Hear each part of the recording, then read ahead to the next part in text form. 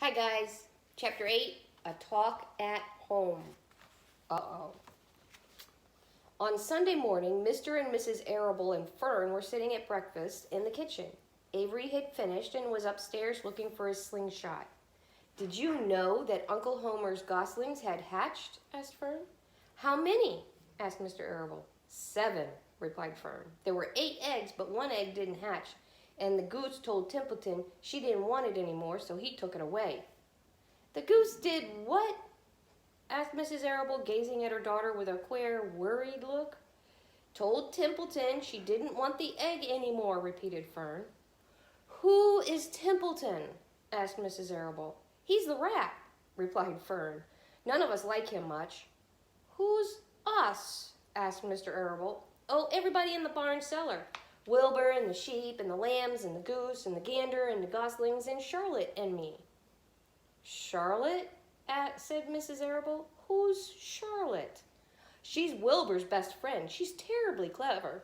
What does she look like? Asked Mrs. Arable. Well, said Fern thoughtfully.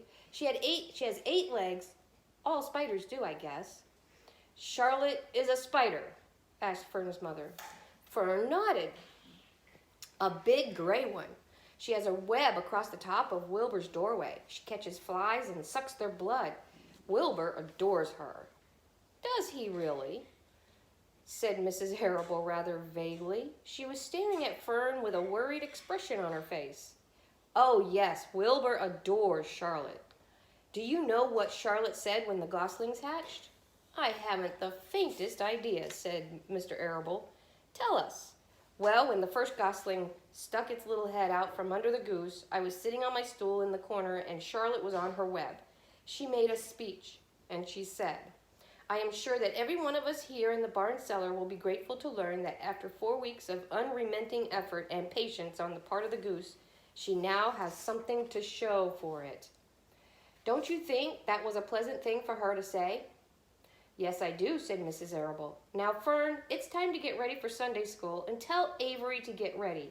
And this afternoon, you can tell me more about what goes on in Uncle Homer's barn. Aren't you spending quite a lot of time there? You go there almost every afternoon, don't you? I like it there, said Fern. She wiped her mouth and ran upstairs. After she had left the room, Mrs. Arable spoke in a low voice to her husband. I worry about Fern, she said. Did you hear the way she rambled on about the animals pretending that they talked? Mr. Arable chuckled. Maybe they do talk, he said. I've sometimes wondered. At any rate, don't worry about Fern. She's just got a lively imagination. Kids think they can hear all sorts of things. Just the same, I do worry about her, replied Mrs. Arable. I think I shall ask Dr. Dorian about her the next time I see him. He loves Fern almost as much as we do, and I want him to know how queerly she is acting about that pig and everything. I don't think it's normal. You know perfectly well animals don't talk. Mr. Arable grinned. Maybe our ears aren't as sharp as Fern's, he said. Okay, you guys. Why is Mrs. Arable concerned about Fern? What is she talking about? Why is she going to go to the doctor? And do animals talk? Can they talk to us? Wash your hands.